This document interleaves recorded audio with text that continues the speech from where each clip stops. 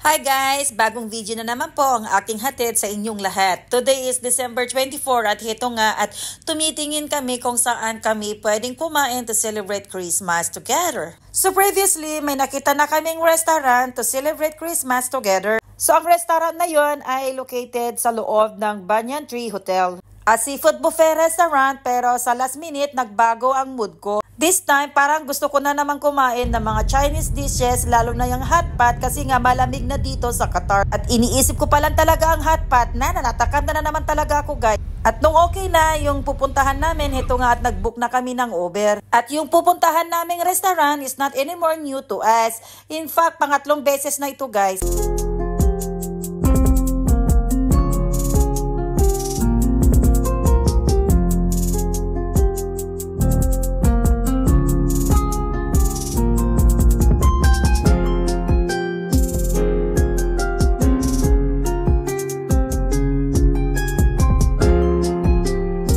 Ang Chinese restaurant na to ay madali lang hanapin guys. Sa likod lang po kayo ng Qatar Museum. Alright, destination arrived. Ang area na to ay parang one way lang. So natingin si kuya ng space para doon kami ibababa. Ngayon maraming sasakyan na nakaparada sa side and nasa harap din sila ng construction area. Here we go! Nandito na tayo sa Dragon Restaurant. It's an authentic Chinese restaurant. At bago kami pumasok guys, chinek na namin yung mga katabi nilang restaurant at hinanap namin talaga yung ibang restaurant na pinupuntahan namin dito. And wala na talaga guys, parang ito na lang yata ang nag-survive na Chinese restaurant sa area na to. So welcome back sa aming dalawa sa lugar na ito. Sa pagkaupo namin, heto nga at binigay niya sa amin ang kanilang iPad. So dito sa iPad na to, nandito na lahat yung mga menu. Katulad din ng ibang restaurant, open mo yung menu, pindot-pindot, ganun lang. Yeah, of course. One is spicy soup and you have a... One is spicy. And mahal, anong gusto mo? China herb soup? Is this good? Yes, no, yeah. Okay, we'll try for China herb soup. One is spicy and one China herb. Which one is best seller here? Which the best soup here? Actually, the also basic chicken set. The most ordered one. The most ordered one. Actually, the also base, you know the base is Yes. Okay. chicken. So all soup is chicken. Okay.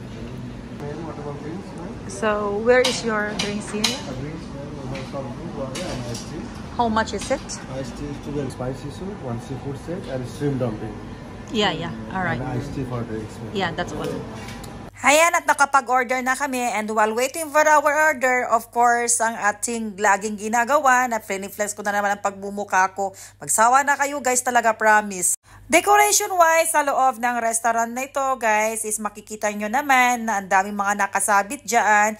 Mapa-wall, mapa-ceiling, hanggang sa door. Ayan, super-duper Chinese vibes. May sinasabi si kuya kanina na hindi ko mag-gets, promise. So, ito pala, ito mga iba't ibang klase ng sauce na self-service. So, combination yan, yung mga chopped na gulay, peanut, iba't ibang klaseng spices, at marami pang iba. So, sa harap mo, may mga nakasulat na mga combination na mga pwede mong kunin na gawin mong siyang sauce sa hot pot mo.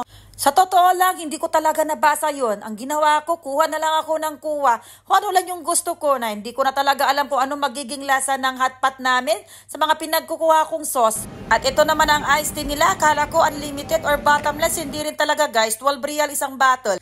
Seafood set nga pala guys ng hot pot ang aking in-order. So, ito na ang first serve nila.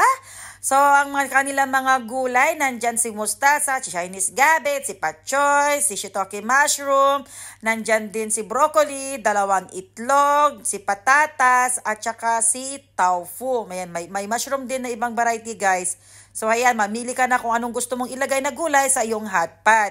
So, tigisa nga kami ng maliit na kasirola. Kasirola ba yan?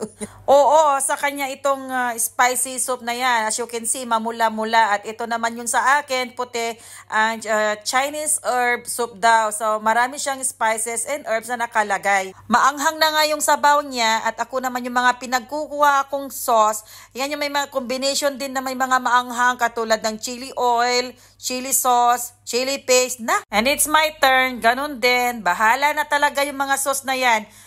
Pero nung tinikman ko naman guys, okay pa sa all right. Nakikita nyo ba yung sabaw ko guys? Ang daming herbs. Heto na, dumating na yung isang tray ng seafoods. May fish fillet, may crab meat, may fish ball, may shrimps or prawns, at saka yung slice na squid. So, there you go guys. So, umpisahan na natin kumain.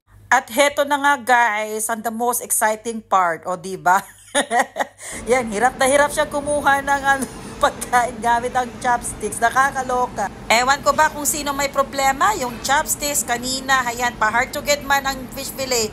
Ngayon, ito na naman crab meat. O, diba? So, let's dig in na guys. Broccoli at saka crab meat. Tapos yung fish ball ang una kong nilublob dyan.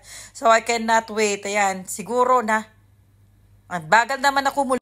And here comes dumpling. Ito, 4 pieces lang siya. Medyo pricey ito eh. Pero matikman nga lang guys.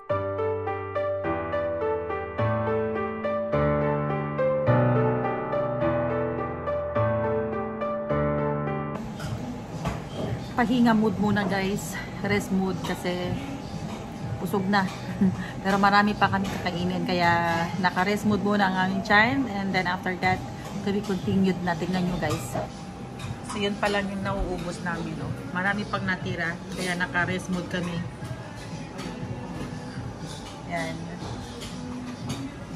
Tapos nilagay ko na rin yung egg ko. Hinahayaan ko lang siya na kumulo. Tamang pahinga din talaga ang person na ito. At dahil masarap, yung drinks nila, cold tea at ang pangalan niyan guys, 12 real ang isang 1 liter. So, kumuha ulit ako ng isang bottle. At pagkatapos kong kainin yung isang buong itlog na nilagay ko sa hotpot ko, heto na nga at nawala na talagang mood para kumain or i-continue yung pagkain namin guys. Dami talaga na sayang, hindi na namin yan tinake out. At tulad ng mga nakikita nyo guys sa mga ibang vlog ko sa loob ng restaurant, ito talaga ay hindi nawawala. At ayan, nakapagbayad na kami guys at nakaalis na rin kami sa Dragon Restaurant. Kung gusto nyo puntahan ang Chinese restaurant na ito, dito lang kayo dumaan sa likod ng Qatar Museum. And while waiting sa aming Uber, ito nga at nakita ko itong Hanok, isang Korean restaurant. Mapuntahan nga rin ito guys one time. At dumating na nga ang aming Uber, so pauwi na kami guys. Once again, maraming salamat at Merry Christmas sa ating lahat. Mabuhay!